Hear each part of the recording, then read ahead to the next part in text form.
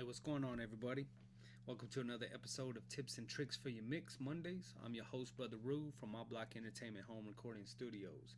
Today is episode 3, and today we're just going to dive right in and we're going to go into how to mix your kicks. So I'm going to go ahead and bring up the studio, and I've already got some drums set out.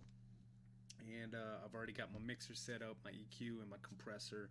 That's usually all I ever use for my kick drums. Okay, so the first thing that I'm gonna tell you is that when you're mixing, you want to have your interface all the way up, and when you're mixing, you want to mix at low levels. So all your faders and your individual tracks, you want to bring all these down and mix at those levels. Okay, so right now we're worried about this kick drum. Okay, so right now I'm gonna go ahead and put this back at its default and kind of show you how I do this. Okay, interface up, mixing at low volumes.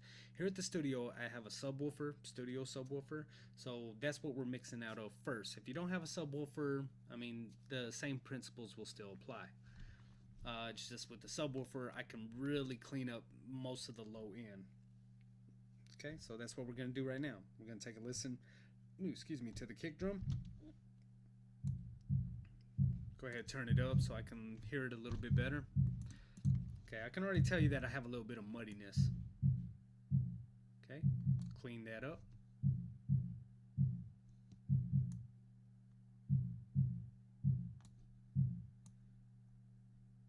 I'm also going to want to cut out this high range frequency. When it comes to EQ, cuts and boosts, that's what you want to worry about. So that's what we just did. Right now, and then my spectrum analysis, right here where it's lighting up a lot, that's where a lot of the action is happening. So I'm gonna go ahead and give myself a little bit of a boost. Okay, so that's it for EQs. So now we're gonna go to a compressor. Here's the parameters for compressor. We'll go put this back at its default. Okay, the first thing that you're gonna want to do is set a good threshold. Well, how do I know where to have a good threshold for the compressor? Well, play the kick drum, look at your meter, and see where it's sitting at. This one says it's sitting at 16. So anything below that would work. Now, when it comes to mixing, below doesn't necessarily mean like 14, 12, 10 dB. It actually goes up. It's kind of weird, but and that's just how it works. So what I'm gonna do is I'm gonna go ahead and give myself probably at 20 dB. So that's my threshold. That's where I want the compressor to start working, and that's what the threshold is where you want the compressor to start working. So I'm gonna squash it there. The attack and the release. The attack is how fast you want the compressor to work. The release is how fast you want the compressor to stop working. Since we're working with kick drums, we just want it to stop, immediately. Okay, so now the next thing we come to is ratio. Usually a good ratio for a kick drum is about 3 to 1. Okay, so let's take a look. Okay, now we done dropped it down to 22. And I keep on forgetting this. And I always do this when I'm mixing. Let me turn off the compressor. I'm gonna go ahead and turn on my mid-range studio monitors and take a listen to what we got.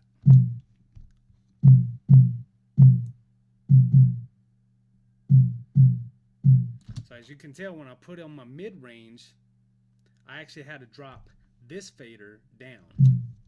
So now we're sitting at 19.1 when earlier we were sitting at 16, remember? So now that I've done that with my subwoofer, and now I got this coming out, I've dropped this fader down, because the whole point of mix down is to give yourself enough dynamics in the song and to give yourself enough headroom, so when it comes down to mastering, if you're going to give it to a mastering engineer, you're going to do the master yourself, you want to have at least 6 dB. 3 is pushing it, but you could still master with even if it was sitting at 3 dB. That's a rule of thumb.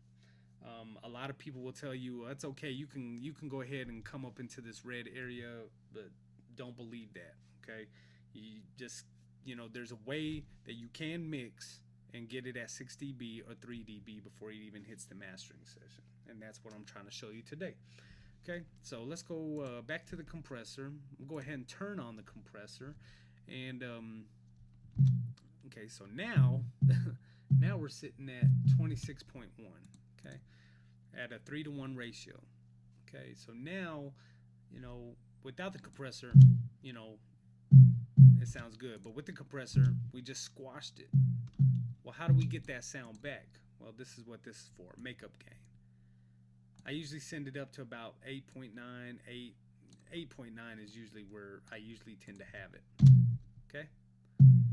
So as you can tell, I just got that same sound that I had before the compressor. Okay? This is without, this is with. Okay? Without, with. And we're sitting at 20 dB when originally we were at 16 dB. So now we just boosted the kick, we compressed the kick, and we're still sitting at 20. So guess what we get to do now? Since we did makeup gain in the compressor, now we can actually move the fader up, and that's where level adjustments come in the mix. So now, we press play.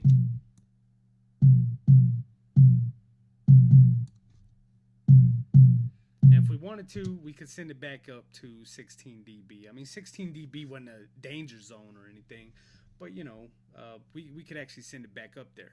But now the kick is even louder, and it's back to its original, where it was at originally, at 16 dB. If we take it off, the kick is there, and it's at a low level. But if we go and put the EQ and the compressor on, it's really standing out now.